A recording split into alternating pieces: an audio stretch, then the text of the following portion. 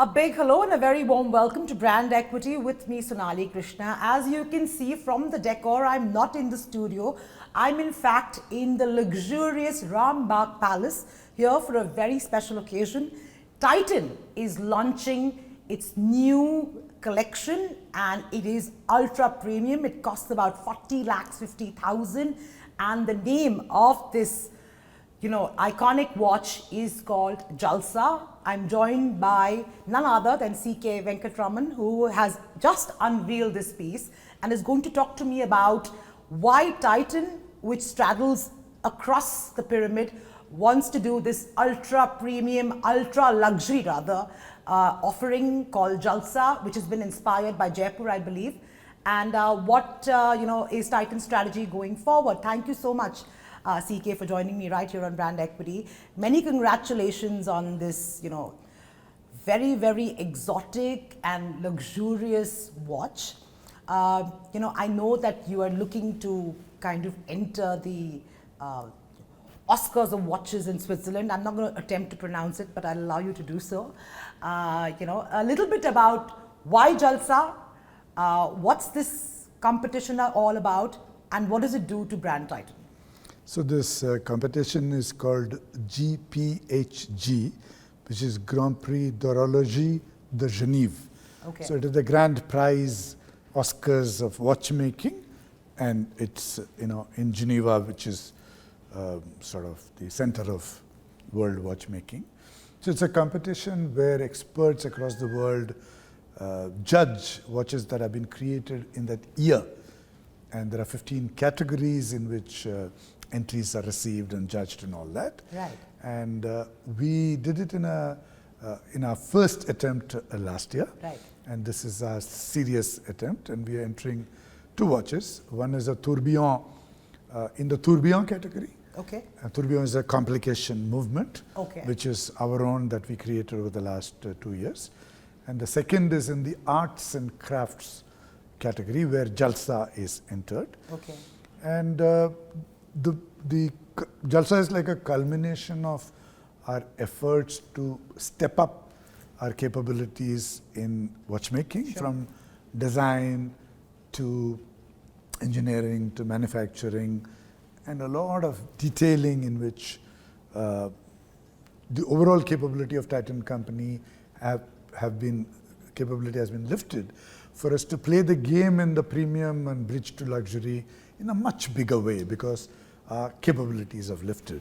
And Jalsa represents that journey and the culmination of that journey. So it's a watch which is a confluence of watchmaking at its best on the one hand, and Indian artistry and Indian Design. heritage at its best. So it's a confluence of that. Our partner today, Shakir Ali, Padma Shri Shakir Ali, who is a miniature painter of great reputation and expertise. So he has actually created the actual dial, which is a very thin sliver of marble, on which he has painted a scene from 17th, 18th century. I see. Which I think it's the grandson of Jai Singh, who built Hawa Mahal. Oh. So it's a homage to Hawa Mahal, Okay. and including the materials that we have used, like red sand, red stone, red agate, which is very difficult to sort of put together in a watch, but we have put it on the watch case, we have put it on the back of the movement. It's 18 karat gold, which is the main material for the watch, and red agate is also part of the watch body. Right. And you have sapphire crystal on top, and as well as the back cover. Well, before I proceed any further, I must wish Titan all the very best from all of us here, of course, rooting for Titan to win this Grand Prix of watches. But I have to ask you, given that Titan, caters to, large part of India, right? And you've also kind of raised your base price to about 3,000 rupees now, the base price of your watch. What are you looking to achieve by producing, a 40 lakh 50,000 rupee watch? The most important thing is both the self-belief of an organization as well as the capabilities to play a much better, much bigger game in the watch industry. Okay, so obviously we cannot be selling hundreds of 40 lakh rupee watches. Obviously, But we can be selling thousands of 2 lakh rupee watches. India is ripe for it. We are already selling hundreds of 1 lakh rupee watches, for example. At the moment? Yes, at the moment. At the moment, you're already selling hundreds of 1 lakh rupee watches. Flying off the shelves. Okay. And therefore, that ability to design, engineer, make a 1 lakh rupee watch, a 2 lakh rupee watch, is what this ultimate thing represents. I see.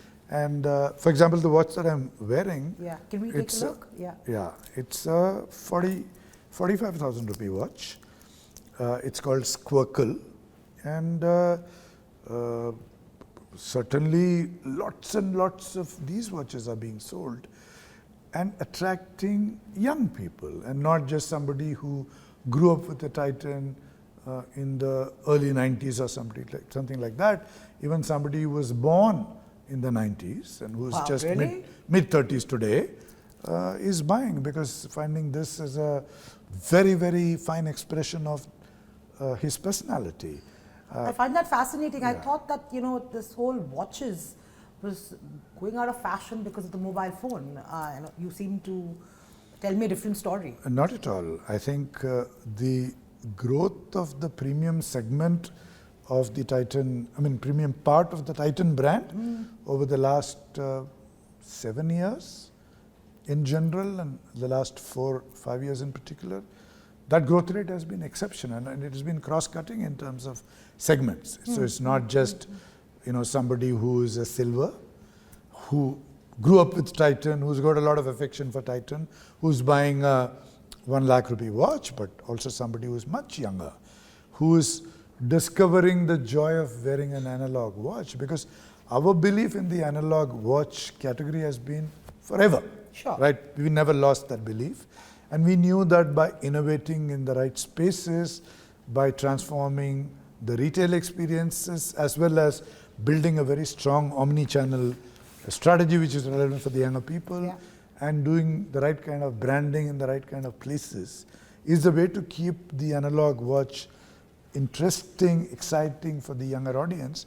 That's what we've been doing for the last many years, and successfully so. So it's clear that, the Titan belief and your belief as, the captain of the ship at the moment, is that analog has not lost its charm, right?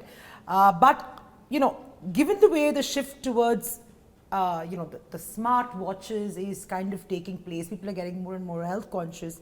Do you think in the future it will challenge the traditional watch business? I don't think so, No? because the smartwatch has its role and place. It's a device. It is, in a way, an assistant. It helps me stay on top of my work in one way. It helps me stay in control of my fitness and health and all that. But it's not me. Everybody is wearing the same kind of watch. This is me, something else is you, something else is him, and so on. The analog watch is an emotion. It is an expression of your identity. CK, but do you think enough is not being done by the industry, right? Not just by Titan. Of course, you are the leader and need to show the way. But as an industry of, let's say, analog watchmakers, is there enough of, romanticizing, storytelling, and keeping the ethos intact of the analog watch being done? Because you see so much happening, with the smartwatch players, and they're constantly, beaming at you and, playing on your psychology. But I don't see enough of that being done by the analog watchmakers, and I think this globally is speaking, to some extent what you're saying is true, but the luxury analog watchmakers are clearly showing the way to everybody else in the analog watch industry, saying that if you romanticize through complications, through materials, through putting together of materials and complications in unique ways, year after form factors, the shapes of the case, the body of the watch and all that, you can keep that romance not just alive, but strengthen it year after year.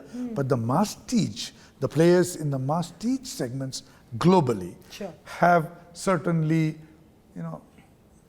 not done it as well as all the luxury brands. So are you then telling me that over the years, if you just look at the watch industry, right, let's say the last decade, just to keep that into perspective, are you suggesting that the growth rate of the watch industry has gone up year on year? I'm not very sure about the watch industry, but in India we are the sort of very strong leader and a very high market share. For sure. Right. No debate but on that. If you look at the premium part of it, very much so. If you look at like what is happening in Shoppers Stop, Lifestyle, other top-end multi-brand outlets, our own Helios. We have a chain called Helios. Yeah. And we retail many of international fashion brands and Titan brands as well. Yeah. So if you look at that part of the analog watch market, without doubt. Just under your stewardship, the Titan premiumization strategy has evolved quite a bit in the past decade. And if you just, look at what you've stated earlier, is the growth of, let's say, the rich, the top tier, and the affluent, in your own words, is only growing Exploding. stronger, and is gaining even more momentum. Yeah. And you've played your premiumization strategy quite well looking at that.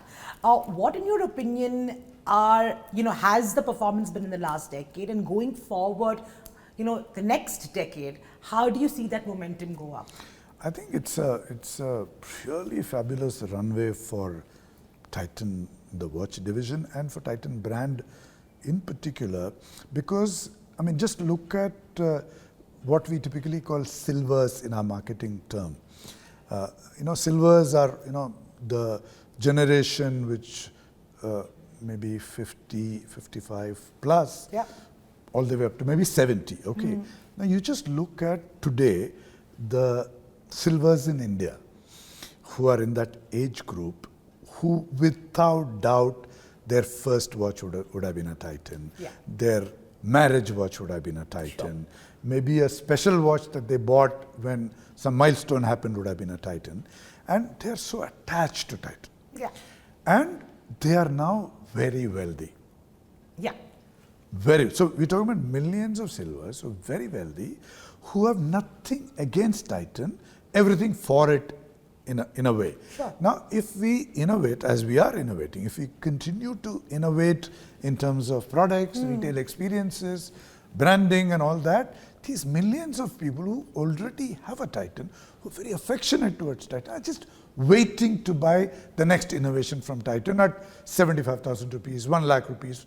So as the 50 becomes 55, 55 becomes 60, you've got a continuous flow of people where the brand is super strong and they're affectionate to Titan. Yeah. CK, I'm so glad somebody has talked about the 50 plus cohort, which is such an underserved market today, because everybody's running behind the Gen Zs who may or may not have money or knowledge, right? But the 50 plus cohort is growing and has money and thriving, and no marketer seems to be going at them. Like if you take Nebula, which is our luxury gold and jewelry line. Indians love jewelry, Indians love gold, and Nebula is such a fine expression of that preciousness, but in a watch form. Yeah. Now, if I look at the number of very well-to-do 50 plus people across the country, including in Sangli, in Nagpur, in Chandrapur, not just in Mumbai and Delhi, but in Agra. So that opportunity, which is sort of silver, I would say, but in a very exquisite traditional space of watchmaking, which Nebula is sort of straddling. Sure. So the opportunities, I think it is the self-belief, the growth mindset, the imagination on the creation side and marketing side. You are currently the captain of watches, of jewelry. You've publicly stated in 3 to 5 years you would like Titan to become a lifestyle brand, known for a plethora of luxury offerings, premium offerings. You'd like to own the woman in terms of everything that, we like. Today, if I asked you to kind of do a SWOT of sorts, right, in terms of the Titan business, in the next 5 years or so, what would it be? When I said that, Titan can become, and I would love Titan to become a lifestyle products conglomerate,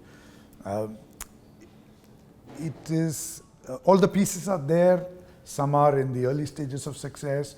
So if you look at a Taneira today, for instance, it's an exquisitely new take on the category. Every woman who's shopped in Taneira loves it, loves the newness that we have brought into it. And the number of Taneira customers, number of customers of Earth, which is our bag brand, the number of Celeste, which is our skin perfume brand, we need to certainly explode those numbers in the next 5 years to make that lifestyle thing actually happen. Sure. Because we have a very large number of watch customers, a decent number of sunglasses, specs and all that, and of course a large number of jewelry customers. But these new categories are just starting. And I think the challenges have been in getting them to the scale that we wanted to. It's taking us maybe a couple of years longer than we thought, but I'm sure they're just around the corner. And therefore, this whole thing of getting up in the morning and starting with a Celeste spray of Celeste perfume to sort of bring the spring in your step, to wearing the Taneira, to wearing the Carrot Lane and Earth bag and Raga watch, and move to the office and come back in the evening and Tanishq necklace, and a more grander, Taneira sari for an evening out is not far away. I know you're retiring in December, and so, but I'd like to ask you this question, so maybe your heir can kind of hear this answer from you. In a era that we're living in, where our global exposure is so much, right? And we see lots of movements from different players trying to bring global brands in India across the spectrum, any category. Wouldn't you say one of your biggest challenges would be to compete, with the likes of the Western counterpart, the Asian counterpart that is also being brought into India? So the Indian customer today has a plethora of choices. And unfortunately, this made in India pride, while it very much exists, has also kind of diminished for, let's say, the below 40-year-olds. If you take the performance of the watch category of Titan, in the most demanding retail marketplaces, which are the department stores in India. And if you go to a department store in India like Shoppers or Lifestyle, you will find all the premium masstige brands of the world there. We are the leader in that marketplace. Across? Across. Fighting all these brands that are in. But I would have assumed that jewelry is your rock star, followed by watches, and then the others, right? And many of them are nascent. Correct. Right? Correct. So that's why I said that when you create a product like this and you price it at 45,000 rupees, an exceptional value that it delivers, somebody who comes into a Shoppers Stop or a Lifestyle store or any other multi-brand store which sells other international brands, looks at this and looks at other choices from other brands and then decides. And if that person ends up deciding in favor of Titan Company, it means that we are fighting international competitors on the front foot and succeeding. Now, that goes back to how consumer oriented we are, what level of capabilities in that particular category that we have matured to be world class. Because some of our categories are ethnic in nature, like jewelry is an ethnic category. So an international brand would have no relevance. Cannot compete with you. Whereas but you could compete with them by also including that. We are doing exceedingly well with Tanishq outside India. And now we are starting to dream how to become relevant for other nationalities or other ethnic groups in America, in GCC and all that. So I think the generic capabilities of Titan Company, which are world class, are helping us actually stay on top wherever we are. Right. I find it interesting that, you look at any company across any category, everybody talks about and is focused on the premiumization story within the category they operate in. And because of the fact that we are seeing the top tiers kind of grow and the middle squeezed and, all of that, it makes sense. Do you foresee this great growth in the next 5 years? Because what we're seeing is also that there is consumer fatigue in terms of, whatever level you are playing at, you're kind of squeezed because of geopolitical factors, global economy, Indian economy, and all such several factors which kind of affect your wallet making decisions. Are you, as an industry leader, I'm asking, somewhat concerned about the consumption story of India? Actually, to be honest, I don't think about it because it can be a distraction, honestly. To think about it? To think about it. I'll tell you why I say this. Because it's a very complex event. Millions of people finally deciding to buy this or buy that. We have no clue how that happens. There's no idea, right? I mean, like if you think of yourself as an individual, sure, why you end up buying something, even you may not have an idea. So what I find very useful and practical to do is that look at what we can directly influence as an organization and go about doing that most effectively, as opposed to think about customers and the complexities of consumption and all that. For instance, we have got more than 40 million customers in our database called Encircle, which is a very unique power that no or hardly any discretionary consumption company has.